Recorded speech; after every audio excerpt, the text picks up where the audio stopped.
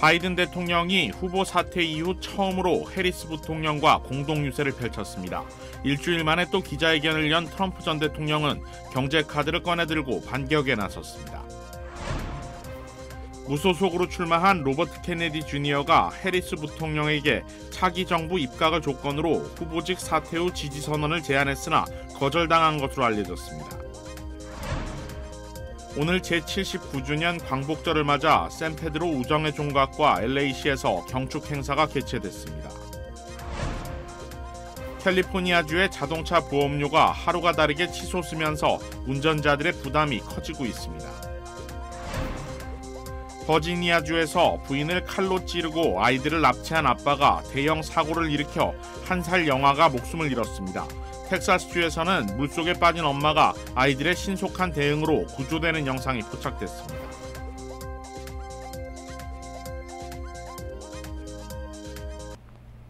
시청자 여러분 안녕하십니까? KBS 아메리카 뉴스입니다. 바이든 대통령이 해리스 부통령 지원을 위해 공동 유세를 펼쳤습니다. 트럼프 전 대통령은 즉각 기자회견을 열고 반격했습니다. 김지숙 기자입니다. 바이든 미국 대통령이 대선 후보 사퇴 이후 처음으로 해리스 부통령과 함께 공개석상에 등장했습니다. 청중들의 환호가 이어졌고 해리스 부통령도 함께 일할 수 있어 영광이었다며 감사를 전했습니다. It is my eternal and great honor to serve with this most extraordinary human being and American and leader, our president, Joe Biden. 연단에선 바이든 대통령은 서민들의 부담을 줄이기 위해 그동안 행정부가 직접 거대 제약사와 협상한 결과를 공개했습니다. 그러면서 10개 의약품의 가격이 2026년 1월부터 최대 80%까지 인하된다고 밝혔습니다. I'm proud to announce that Medicare has reached agreement with all manufacturers on all 10 drugs. 트럼프 전 대통령은 즉각 반격에 나섰습니다. 일주일 만에 다시 기자회견을 열고 바이든과 해리스가 경제를 망쳤다며 해리스가 이기면 경제는 결코 회복될 수 없다고 주장했습니다.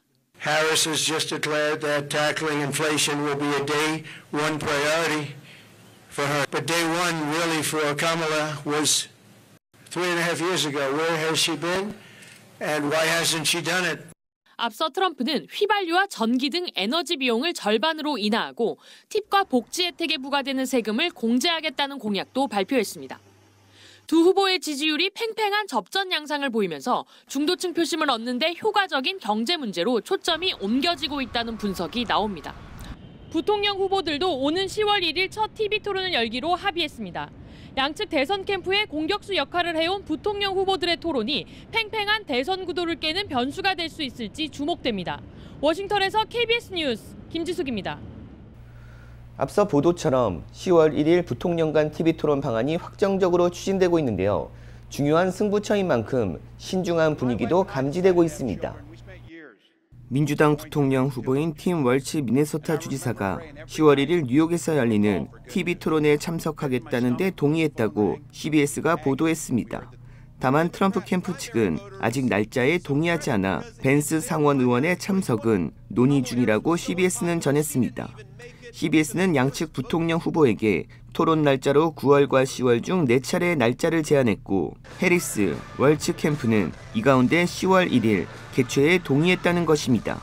월츠 주지사는 X에 10월 1일에 봅시다라며 토론 참석 의사를 밝혔습니다. 벤스 상원 의원은 토론 제안에 응할 것인지를 묻는 기자들의 질문에는 답변하지 않았지만 이후 팍스뉴스와의 인터뷰에서 이에 응할 의향이 있다고 말했습니다. 벤스 의원은 팍스뉴스 인터뷰에서 우리는 팀 월츠와 토론할 것이라면서도 우리는 토론 관련 이야기를 불과 3시간 전에 들었다며 언제 토론할 수 있을지 파악해봐야 할 것이라고 밝혔습니다. 민주당과 공화당의 선명한 진보, 보수 노선을 대변, 각각 해리스와 트럼프 투사로 비유되어 온 두 사람은 토론이 최종 확정될 경우 서로 중산층 대변의 적임자임을 자임하며 노동자 계층 등의 구애 경쟁을 벌이는 한편 여러 이슈를 놓고 전방위로 대격돌을 벌일 것으로 보입니다. 앞서 민주당 대선 후보인 카멜라 해리스 부통령과 공화당 대선 후보인 도널드 트럼프 전 대통령의 토론은 ABC 뉴스 주간으로 9월 10일 개최가 확정됐습니다. 무소속으로 대선에 출마한 로버트 케네디 주니어가 카멜라 해리스 부통령에게 차기 정부 입각을 조건으로 후보직 사퇴 후 지지 선언을 제안했으나 거절당한 것으로 알려졌습니다. 케네디 후보는 최근 자신이 사퇴할 일은 없다고 선을 그었지만 최근 민주당 대선 후보인 해리스 부통령 쪽을 두드린 것으로 알려졌습니다. 자신이 해리스를 지지하면 차기 행정부에서 장관 자리를 받을 수 있는지 타진하려 했다고 워싱턴 포스트가 보도했습니다. 하지만 이 제안에 해리스 부통령은 응답조차 하지 않은 것으로 알려졌고 케네디는 해리스가 실수하는 것이라며 재고해달라고 거듭 말했던 것으로 전해졌습니다. 케네디 후보의 대선 후보 등록 자체도 무효가 될 수 있는 위기에 놓였습니다. 후보 등록 때 냈던 뉴욕 주소가 가짜라는 법원 판단이 나왔기 때문입니다. 한편 케네디 후보 지지율은 한 자릿수에 불과하지만 양쪽 표심을 잠식하고 있어 앞으로 단일화 여부가 또 다른 변수로 작용할 전망입니다. 오늘 제79주년 광복절을 맞아 샌페드로 우정의 종각과 LA 시청에서 경축 행사가 개최됐습니다. LA 한인회는 오늘 오전 샌페드로 우정의 종각에서 광복회 미 서부지회와 미주 3.1 여성동지회, 흥사단 등과 함께 제79주년 광복절 경축식을 개최했습니다. LA 한인회는 많은 한인들이 참여할 수 있도록 무료 버스를 운행하기도 했습니다. 또 경축 행사에 참여한 코엔가 초등학교 학생들도 광복절의 의미를 배우는 시간이 마련됐습니다. LA 시청에서는 광복절을 기념하는 특별 선포식 행사가 열렸습니다. 존리 LA 시의원은 광복절을 기리는 연설을 하며 시의회에서 79주년 광복절을 기념할 수 있어 영광이라고 말했습니다. LA 한인 단체들은 내년 80주년 광복절 행사에 더 많은 한인들이 참여할 수 있는 경축 행사를 준비할 계획이라고 설명했습니다. 샌프란시스코 베이 지역에서도 한인 단체들이 79주년 광복절 경축식을 개최했습니다. 지난 10일 광복회 미 서북부 윤행자 지회장 주최로 제79주년 광복절 맞이 경축식과 축제의 밤 행사가 개최됐습니다. 행사에는 지역 단체장과 청소년 등 250여 명이 참석했습니다. 주최 측은 이날 행사에서 역사 교육을 받은 한인 청소년들이 대한민국 만세를 크게 외쳐 샌프란시스코 베이 지역 한인들이 미주 이민 선조의 독립운동 정신을 모두가 함께 느끼는 자리가 됐다고 설명했습니다. 대한제국 최초의 해외 공간인 워싱턴 DC의 대한제국 공사관이 미국 국가사적지로 등재될 전망입니다. 조혜진 기자가 취재했습니다. 관람객으로 북적이는 이곳. 1889년 미국의 수도 워싱턴 DC 한복판에 문을 연 우리나라 최초의 서양 외교공관, 주미 대한제국 공사관입니다. 독립정신을 기리는 교민들의 발걸음이 이어집니다. 저희 할아버지 되시는 분인데요.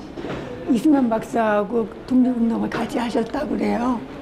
을사늑약으로 외교권을 잃은 뒤 1910년 일본이 이 건물을 단돈 $5에 강제 매입해 미국인에게 $10에 매각했습니다. 이후 공사관은 일제 탄압과 독립운동의 상징으로 여겨졌습니다. 이제 곧 광복절이라서 부모님께서 한번 와보면 좋겠다 하셔서 왔어요. 태극기를 일일이 손으로 다 잘라서 만들어서 붙인 자국을 보면서 정말 눈물이 나더라고요. 우리 정부는 2012년 이를 매입해 당시 사료를 바탕으로 보수와 복원을 마쳤습니다. 19세기 말 워싱턴 DC의 지도입니다.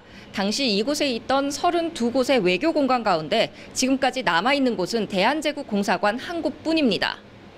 원형이 보존된 점과 역사적 가치를 인정받아 다음 달에는 한국 정부 소유 건물 최초로 미국 정부가 관리하는 국립사적지로도 등재될 것으로 보입니다. 워싱턴 DC에서 자발적으로 추진했던 사안입니다. 전문가들이 검증을 거쳐서 미국의 역사에 있어서도 이 건물이 차지하는 위치가 상당히 중요하다. 구한말 공사관이 한미 외교의 요람에서 항일운동의 상징을 거쳐 미국 국가유산으로 되면서 국력의 변화를 실감하게 하고 있습니다. 워싱턴에서 KBS 뉴스 조혜진입니다. 캘리포니아주의 자동차 보험료가 하루가 다르게 치솟고 있는데요. 보험료 상승세가 이어지면서 운전자들의 부담도 크게 늘어나고 있습니다. 보도에 이유수 기자입니다. 보험 분석업체 인슈리파이가 발표한 보고서에 따르면 자동차 보험료는 올 상반기 전국에서 15%가량 올랐고 올 하반기에는 22%까지 치솟을 전망입니다. 올해 캘리포니아주의 보험료는 연평균 2,681달러 선을 기록할 것으로 전망됐는데 이는 전국에서 세 번째로 높은 인상폭이 적용된 결과입니다. 보험료 상승은 보험사들의 손실을 메우기 위한 것으로 풀이되고 있습니다. 팬데믹 이후 동결 상태를 유지하던 보험료가 오르기 시작했는데 자연재해 등 예기치 못했던 사유로 보험사들의 손실이 이어졌고 인플레이션의 영향으로 차량 가격까지 오른 것이 보험료 상승에 직접적인 영향을 미친 것으로 분석됐습니다. 때문에 경쟁적인 가격을 내세워 가입자를 유치하던 일부 보험사들은 캘리포니아주에서 더 이상 신규 가입자를 받지 않고 있는 실정입니다.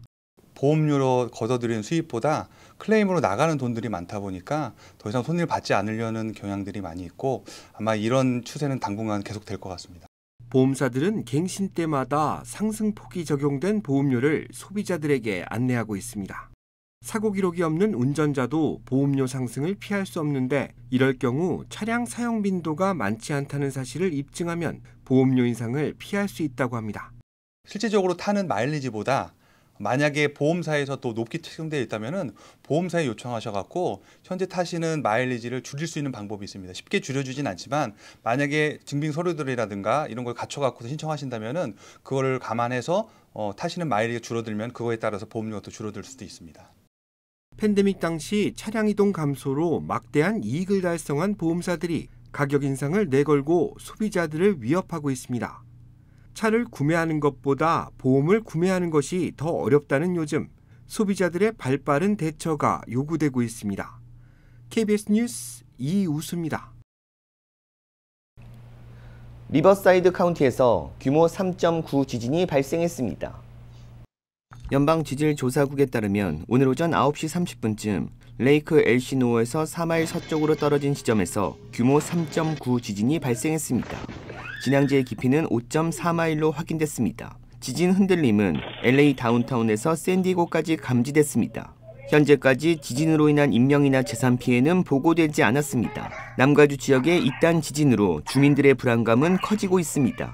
지난 12일에는 하일랜드팍에서 규모 4.4 지진이 발생했고 지난주 베이커스필드에선 규모 4.4 지진이 발생했습니다. 버지니아주에서 부인을 칼로 찌른 뒤 아이들을 납치한 비정한 아빠가 경찰과 추격전을 벌이다 대형 사고를 일으켜 1살 영아가 목숨을 잃었습니다. 텍사스에서는 물속에 빠진 엄마가 아이들의 신속한 대응으로 구조되는 영상이 포착됐습니다. 윤범수 기자가 보도합니다. 경찰이 집에서 칼에 찔린 여성과 소녀를 발견한 시간은 어젯밤 9시경. 아빠는 7살과 5살 그리고 생후 16개월 된 자녀를 데리고 사라진 뒤였습니다. 즉각 아동 납치 경보인 앰버 알러트가 발령됐고 다음 날 오전 수배됐던 2024년형 검은색 혼다 SUV 차량이 발견되면서 버지니아주에서 메릴랜드주로 넘어가는 추격전이 벌어졌습니다. After crossing over the Woodrow Wilson Bridge, the Honda continued northbound the Capitol Beltway and attempted to take the ramp from northbound 495 to Route 5, which is Branch Avenue. At that time, the driver of the Honda crashed into two other vehicles and subsequently overturned, landing in the middle of the ramp. 차체가 크게 파손되는 대형 사고로 안에 타고 있던 3명의 아이 모두 급히 병원으로 후송됐는데 이 중 16개월 된 영아는 끝내 숨지고 말았습니다. 경찰은 납치 살해 용의자로 올해 36살의 데이나 플러머를 체포했는데 현재 구금 상태에서 병원에서 치료를 받고 있다고 밝혔습니다. 앞서 칼에 찔렸던 엄마와 소녀는 병원에서 안정적인 상태인 것으로 알려졌습니다. 지나가던 경찰 차량을 가로막은 소년. What's going on? She's having a seizure. She's sunk. She's in the water. Oh, come on, hop in. I'll bring you over there. 급히 가보니 차량 한 대가 연못에 반 이상 가라앉은 상태였습니다. Is somebody in there? 수압 때문에 차문이 열리지 않자 경관은 순찰차에서 도구를 가져와 유리창을 깼습니다. 경관은 결국 구조에 나선 시민 2명과 함께 아이들의 엄마를 차 밖으로 꺼내는 데 성공했고 현장에서 응급 심폐소생술을 시도했습니다. 아이들과 경찰, 시민의 빠른 판단과 대응 덕에 목숨을 건진 여성은 현재 병원에서 치료를 받고 있으며 3주 후면 퇴원이 가능한 것으로 전해졌습니다. KBS 뉴스 윤범수입니다. 11살 베네수엘라 출신 망명 신청자가 뉴욕 지하철 강도 사건의 주범으로 체포됐습니다. KBTV 길현민 기자입니다. 뉴욕 경찰은 어제 11세 베네수엘라 출신 소년이 지하철에서 폭력적인 강도 사건의 주범이라며 체포했습니다. 현재 당국은 해당 소년이 센트럴파크 강도 사건에도 연루되어 있는 것으로 파악하고 있습니다.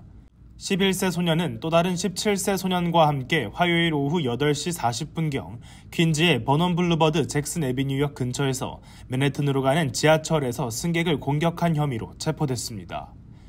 24세 피해자는 어제 언론사 인터뷰를 통해 이들이 자신의 물건을 잡아채듯 가져가더니 서로 물건을 던져가는 등 아무렇지 않게 범행을 이어갔다고 전했습니다.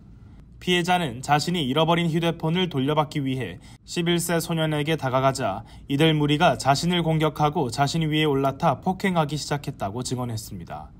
당국은 11세 소년을 포함한 일당들은 사건 발생 몇 시간 후 맨해튼 미드타운에 위치한 루즈벨트 호텔 이민자 쉼터 근처에서 체포됐으며 당시 훔친 휴대폰을 소지하고 있었다고 밝혔습니다. 존첼 뉴욕시경 순찰국장은 기자회견을 통해 현재 시점에서 이 같은 범죄 급증을 이민자 강도 패턴이라고 부를 수 있을 만큼 뉴욕시에 만연한 이민자 범죄를 보여주는 사건이라고 말했습니다. 당국은 베네수엘라의 트렌드 아라과가 이민자 강도단의 배후에 있다고 믿고 있으며 연관성에 대해 집중 수사를 진행 중에 있습니다. KBTV 뉴스 길현민입니다. 지난 4월 대학가 가자지구 반전 시위 진앙지였던 컬럼비아 대학 총장이 사임했습니다.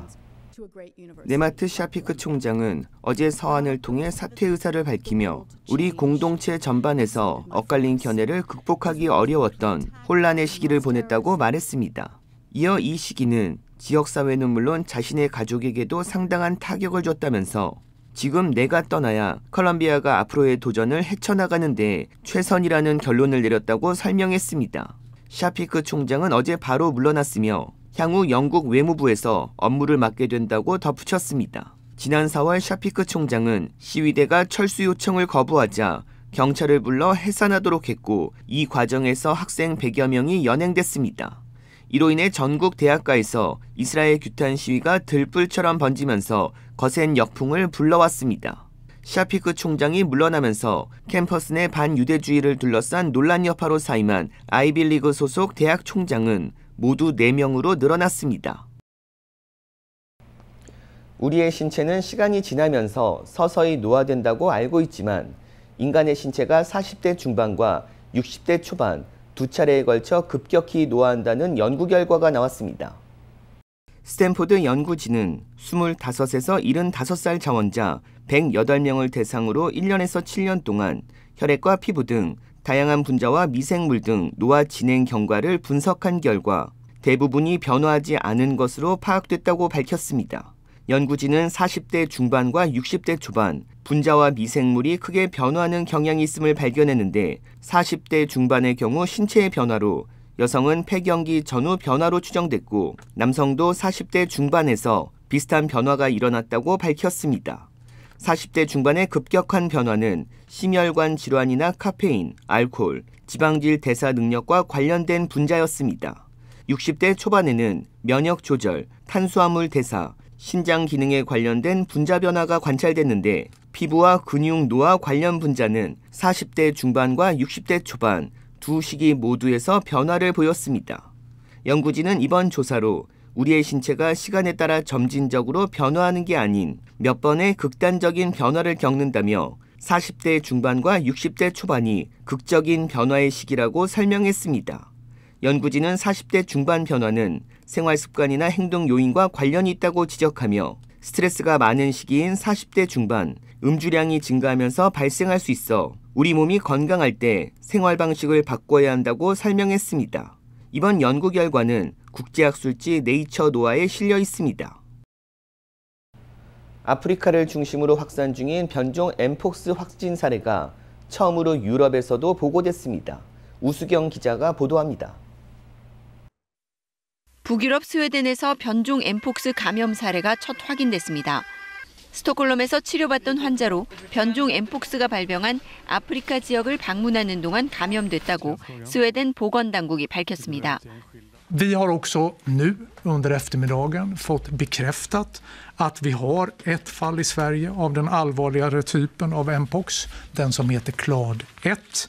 Det är förstås någonting vi tar på allvar. 아프리카 대륙 밖에서 변종 엠폭스가 발견된 건 처음입니다. 엠폭스는 최근 아프리카 대륙을 중심으로 빠르게 확산되고 있습니다. 적어도 16개국에서 엠폭스가 발병했습니다. 특히 콩고 민주공화국에서는 올해에만 어린이를 포함해 14,000여 건의 확진 사례가 나왔습니다. 사망자도 450명이 넘었습니다. 심상치 않은 확산세에 최고 수준의 보건 경계 태세인 국제적 공중보건 비상사태를 재선언한 국제보건기구 WHO는 다른 지역으로의 확산을 우려하고 있습니다.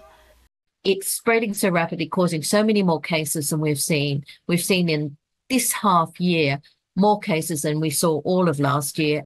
중서부 아프리카 풍토병이던 엠폭스는 지난 2022년 세계 각국으로 확산한 뒤 지난해 초 잠시 주춤해졌습니다. 하지만 지난해 9월부터 아프리카를 중심으로 다른 하위 계통의 변종 엠폭스가 확산 조짐을 보이고 있습니다. 변종 엠폭스는 전파력과 치명률이 더 높은 것으로 알려졌습니다. 유럽연합은 아프리카 엠폭스 확산 대응을 지원하기 위해 백신 17만 도스를 기증하는 등 긴급 지원 계획을 내놨습니다. KBS 뉴스 우수경입니다.